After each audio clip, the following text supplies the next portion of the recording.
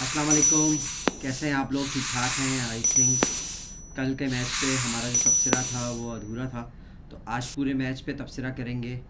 कल जैसा कि इंडिया ने टॉस जीता और पाकिस्तान को बैटिंग की दावत दी, थोड़ा सा जो है वो टॉस भी कंट्रोवर्शियल था कि टॉस जो हुआ तो जो सिक्का था वो काफ़ी दूर जाके गिरा और रेफरी जाके देख के आया और उसने कहा कि जी जो है वो इंडिया टॉस जीता है। और फिर रोहित शर्मा ने पाकिस्तानी टीम को जो है वो दावत दी और ओवरकास्ट कंडीशन थी, जैसे कि हमें पता है कि बारिश हो रही थी 3-4 दिन से, तो अंडर कवर थी पिच, और जब अंडर कवर पिच होती है उसके अंदर मॉइस्चर होता है, तो 7-8 ओवर तक बॉल ठीक ठाक हिला और उन कंडीशंस का इंडिया के बॉलर ने ख़ास तौर पे अरजीत सिंह ने खूब फ़ायदा उठाया और जो है वो पाकिस्तान को काफ़ी मुश्किल में डाल के रखा। गो के जो है वो शान मसूद और इफ्तिखार ने जो है काफ़ी रिकवरी की, और जैसा कि पता है आपको बाबर आजम जो है कल पहली बॉल पे गोल्डन डक पे आउट हो गए थे। रिजवान भी थोड़े फंसे हुए थे और अरजीत सिंह ने उनको शॉर्ट बॉल किया और फिर वो फाइन लेग पे कैच दे बैठे।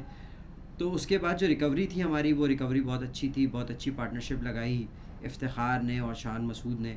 शान मसूद ने जो है वो पूरा मैच फिनिश किया और आखिर तक वो विकेट पे खड़े रहे, जिसकी बदौलत पाकिस्तान ने 160 रन्स किए।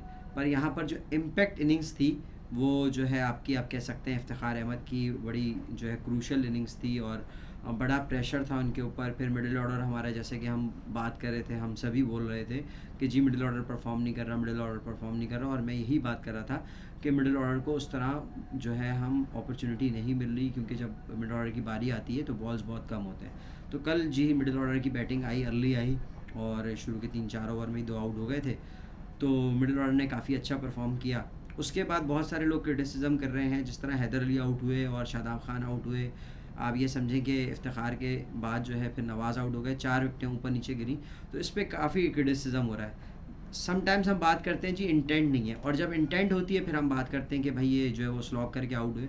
तो मेरे ख्याल से कल जिस तरह पाकिस्तान की टीम खेली थी, इसी इंटेंट के साथ, इसी इंटेंसिटी के साथ पाकिस्तान को पूरा टूर्नामेंट खेलना चाहिए। और जो है ज़ाहिर बात है, आपके जो शुरू के 3 प्लेयर्स हैं उनके बारे में हम बार बार बात कर चुके हैं कि वो मैक्सिमम 150 के स्ट्राइक रेट पे खेल सकते हैं, और वो मिनिमम जो है वो 110, 120, 130 के स्ट्राइक रेट पे खेलने वाले बैट्समैन हैं। इनका जो कंफर्ट जोन है वो यही है कि ये 120 से 125, 130 के स्ट्राइक रेट पे खेलते हैं। मोहम्मद रिजवान हो गए, शान मसूद हो गए या बाबर आजम हो गए, ये तीनों एक ही तरह के प्लेयर्स हैं। उसके बाद आपको इम्पैक्ट प्लेयर्स, आपके इफ्तिखार से जो इम्पैक्ट प्लेयर्स शुरू होते हैं, तो फिर आपके यहाँ नंबर 8 तक सारे इम्पैक्ट प्लेयर्स हैं।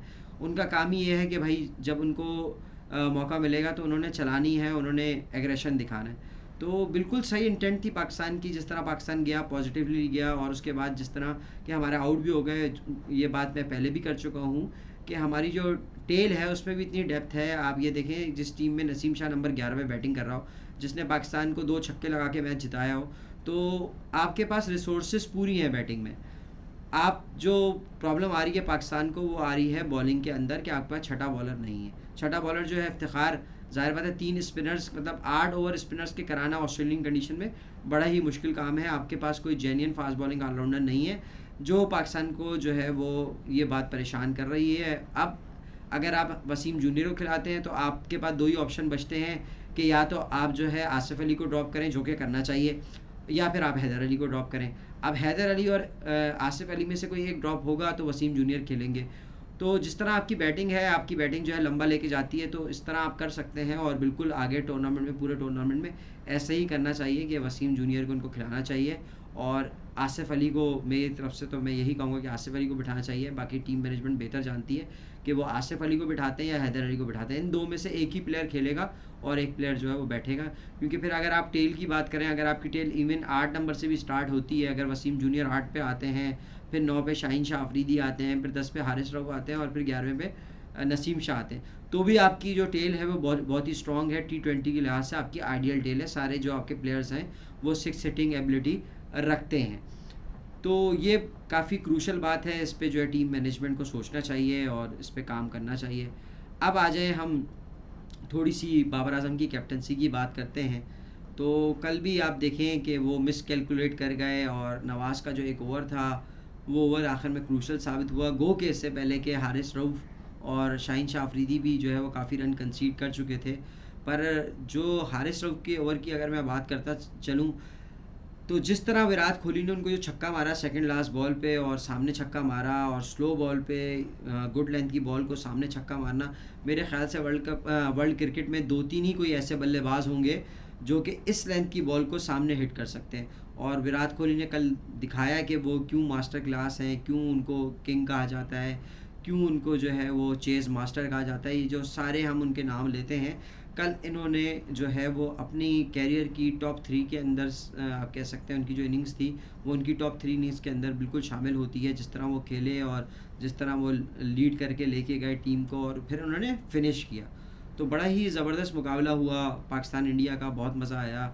थोड़ी सी यहाँ अंपायरिंग पे भी बात करते चलें कि एक तो जो है वो डिसीजन जो मैच रेफरी का था टॉस वाला, वो भी थोड़ा कंट्रोवर्शियल था कि जो सिक्का था वो बहुत दूर था, दोनों कप्तानों ने देखा भी नहीं, और जो है ऐसा नहीं होता, दोनों कप्तान देखते हैं, तो वो भी थोड़ा सा जो है उस पर भी क्रिटिसिज्म हो रहा है। फिर जो नो बॉल दी गई, पहली बात तो अगर आप वो थर्ड अंपायर को रेफ़र करते तो नो बॉल नहीं थी। दूसरी बात कि प्लेयर बैट्समैन कौन होता है अंपायर को इंस्ट्रक्शंस देने वाला, और अंपायर कौन होता है बैट्समैन की इंस्ट्रक्शन मानने वाला। स्ट्राइकर एंड का अंपायर किस तरह हाइड की नो बॉल दे सकता है, ये एक बहुत बड़ा क्वेश्चन मार्क है। जो टकर थे अंपायर वो भी वर्ल्ड क्लास अंपायर हैं, और एरेजमस भी जो है वर्ल्ड क्लास अंपायर हैं। इन दोनों इतने एक्सपीरियंस अंपायर के होते हुए इतना बड़ा जो है प्रॉब्लम क्रिएट होना, एक आप कह लें अच्छे खासे मैच का जो मज़ा था वो किरकिरा होना। और गो के मैं इस बात पे पूरा बिलीव रखता हूँ कि अगर वो नो बॉल नहीं भी होती तो भी जिस तरह विराट कोहली खेल रहे थे और जिस तरह वो सेट थे, वो जो है इंडिया को जितवा देते। पर आप ये कह सकते हैं कि एक तरह से फजूल की ये बात जो है वो हुई, एक जो है कंट्रोवर्सी बनी, सिर्फ किस वजह से कि अगर अंपायर वो थर्ड अंपायर को देता डिसीजन तो ये कंट्रोवर्सी नहीं बनती। फिर बहुत सारे लोग कह रहे हैं कि भाई जब स्टम्प्स को बॉल लग गई तो वो डेड बॉल होनी चाहिए थी, तो भाई ऐसा नहीं होता। जब आपकी नो बॉल होती है, नो बॉल के बाद फ्री हिट होती है, बैट्समैन फ्री हिट पे कोई भी शॉट मारता है तो जब कैच हो रहा होता है या कैच कर लिया जाता है तो वो रन्स बनाता है ना। तो इसी तरह अगर विकेट को बॉल लग जाती है और वो डिफ्लेक्ट करके आगे पीछे जाती है तो उस पर भी आप रन बना सकते हैं, उस पर भी आप क्रॉसिंग कर सकते हैं। तो ये बिल्कुल आईसीसी का कानून है, लॉ है। वो जो 3 रन थे उस पर कोई डिबेट नहीं होनी चाहिए, कोई ऐसी कंट्रोवर्सी क्रिएट नहीं होनी चाहिए, वो बिल्कुल इंडिया का राइट था और उन्होंने वो 3 रन बनाए। जिस कल मैच्योरिटी से हार्दिक पांड्या और विराट कोहली खेले उनको देखकर बहुत ही ज़्यादा खुशी हुई और बड़ा ही ज़बरदस्त लगा। और जितनी हमारी हिंदू कम्युनिटी है आज जो है वो एक अपना त्यौहार मना रहे हैं दिवाली का, मेरी तरफ से सारी हिंदू कम्युनिटी को बहुत बहुत दिवाली मुबारक हो। और उनकी दिवाली जो है ख़ास तौर पे इंडिया की पब्लिक जो है, इंडिया के लोग जो भी इस दुनिया में रहते हैं कहीं भी कोने में, उन सब ने जो है ज़ाहिर बात है पाकिस्तान से इतना बड़ा मैच इंडिया जीता तो उनकी दिवाली की जो खुशियाँ हैं वो 2 गुना हो गई। और आज उन्होंने काफ़ी इन्जॉय किया होगा, काफ़ी पटाखे शटाखे फाड़े होंगे, और मेरी बेस्ट विशेज़ हैं हिंदू कम्युनिटी के साथ। खैर मैच का बहुत मज़ा आया, मैच देख के जो है काफ़ी इन्जॉय किया। बाबर आज़म की कप्तानी पे बार बार जो है वो क्वेश्चन मार्क उठ रहे हैं, और उठने भी चाहिए। जो उनके डिसीजंस हैं लगातार 2-3 मैचेस में जहाँ क्रूशल स्टेज पे जो है उनकी कप्तानी एक्सपोज हुई है, तो उनको भी इस चीज़ को पे नज़र डालनी चाहिए। अब आप कर क्या सकते हैं, आप कर ये सकते हैं या तो आप एक एडिशनल फास्ट बॉलर खिलाएं, या आप कर ये सकते हैं कि भाई नवाज़ से आप पावर प्ले में बॉलिंग कराएं। शुरू के जो पहला और तीसरा ओवर है वो नवाज़ करें, फिर जो है जैसी पावर प्ले ख़त्म हो तो इफ्तिखार और शादाब बॉलिंग करने आए। तो इस तरह जो है वो ये स्ट्रेटजी अपना कर ये 8 ओवर स्पिन किक कराए जा सकते हैं। पर बेसिकली अगर आप मुझसे पूछें तो बिल्कुल प्रैक्टिकल नहीं है, ऑस्ट्रेलियन कंडीशंस में आपको चौथा फास्ट बॉलर चाहिए। तो देखें आगे टीम मैनेजमेंट क्या करती है, इस पर क्या डिसीजन लेती है और इस पे क्या प्लान बनाती है। मेरे ख़्याल से तो आपको आसिफ अली को या हैदर अली को किसी एक ना एक को तो इन दोनों में से ड्रॉप करना पड़ेगा, और उनकी जगह वसीम जूनियर को या किसी और फास्ट बॉलर को खिलाना पड़ेगा। इस वक्त तो वसीम जूनियर ही बेस्ट ऑप्शन दिख रहे हैं क्योंकि वो बैटिंग भी कर लेते हैं और इन डेप्थ उनकी यॉर्कर्स बहुत अच्छी हैं, चेंज ऑफ पेस भी करते हैं। तो मेरे ख़्याल से तो उनको खिलाना चाहिए, और अगर हम उनको खिलाएंगे तो ज़ाहिर बात है वो हमारी टीम के लिए बेनिफिशियल होंगे और आगे आने वाले मैचों में हमारी हेल्प करेंगे। अब जो ये पाकिस्तान का पूल है ज़ाहिर बात है बड़ा टफ पूल है। अब पाकिस्तान ये चाहेगा कि इंडिया जो है वो साउथ अफ्रीका को हराए और पाकिस्तान भी साउथ अफ्रीका को हराए, तो इस पूल से पाकिस्तान और इंडिया थ्रू हों। जबकि अगले पूल में आप अगर जाएँ तो वहाँ से आपको 3 टीमें बहुत स्ट्रॉन्ग कैंडिडेट्स दिखती हैं, जो कि न्यूजीलैंड, ऑस्ट्रेलिया और इंग्लैंड है। तो इंग्लैंड तो इस वक्त आप कह सकते हैं इस वर्ल्ड कप का डार्क हॉर्स है। अगर किसी को भी बैट लगानी है तो वो इंग्लैंड पे बैट लगाएगा कि जी इंग्लैंड जो है T20 वर्ल्ड कप जीतने के लिए फेवरेट है। पर हमने हमेशा ये देखा है जो भी टीम फेवरेट होती है वो ट्रॉफ़ी ज़्यादातर ऐसे ही होता है कि वो ट्रॉफ़ी नहीं उठाती, क्योंकि सेमीफाइनल या फाइनल में कोई ना कोई अपसेट हो जाता है। तो इस वर्ल्ड कप में देखते हैं क्या होता है। आज भी एक मैच था, बड़े आसानी से जो है बांग्लादेश वो मैच जीत गया यूएई के अगेंस्ट।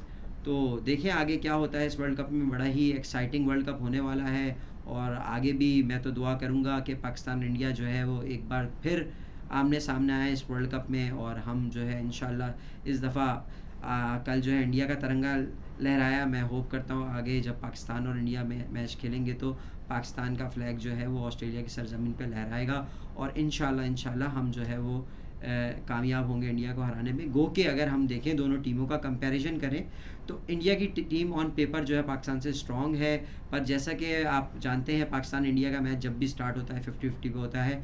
भले अगर उनकी टीम में 11 के 11 सुपरस्टार खेलने हों, या हमारी टीम में एक भी सुपरस्टार नहीं हो, या हमारी टीम में 11 के 11 सुपरस्टार हों और उनकी टीम में एक भी स्टार नहीं हो, तब भी जब भी मैच पाकिस्तान और इंडिया का स्टार्ट होगा तो वो 50-50 पे स्टार्ट होगा। कल भी इसी तरह हुआ, और बिल्कुल आखिरी ओवर तक भी जो है, मतलब आप ये कह सकते हैं आखिरी 2 बॉलों तक भी ये नहीं पता था कि मैच जो है वो किस करवट जो है टर्न होगा। तो बहुत ही मज़ा आया, बहुत इन्जॉय किया मैच को, और मैं ये कहना चाहूँगा कि वर्ल्ड कप जो है हमारा वो कल से स्टार्ट हुआ। तो आप सब अपना ख्याल रखिएगा, अगली वीडियो के साथ आपसे ज़रूर मिलेंगे। मेरे चैनल को सब्सक्राइब करें, बेल आइकन को दबाएं, और अपने दोस्तों के साथ अपनी फैमिली के साथ इसको शेयर करें। जज़ाकल्लाह, अपना बहुत ख्याल रखिएगा। पाकिस्तान ज़िंदाबाद।